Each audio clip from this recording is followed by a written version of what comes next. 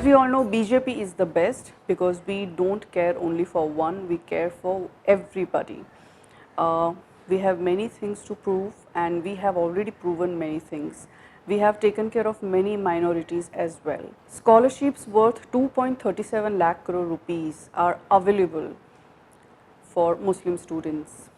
Besides that, through Maulana Azad Foundation, we have also allocated money for many Muslim institutes.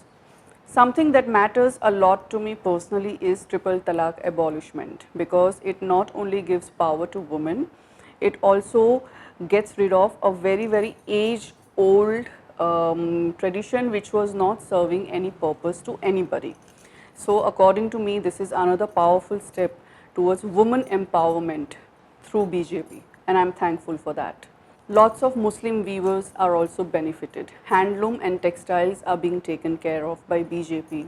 There are many madrasas which are being modernized, and there are many schemes available for Urdu teachers as well.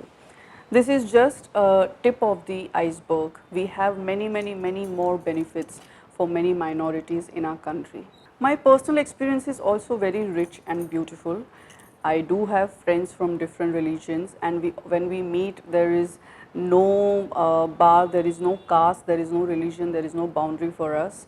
My best friends are Christians and my colleagues are Muslims, and I think when I ask them personally how is their experiences in their lives, I don't think I've ever heard till the date I've heard anything negative. I do not know about other parties, how they want to rule, but I do understand how BJP wants to work with people. We don't want to rule anybody. We want to lead people to right direction, into the light. When I talk to my Christians friend, they are having the as equal benefits as I am having in this country. And Tamil Nadu, as we all know, our culture is very rich and very deep. And we do not believe in this kind of different religions and treating people based upon their caste or religion. And Modi ji's government is doing exactly that. We don't believe in giving any difference, we don't differentiate between different caste and religion.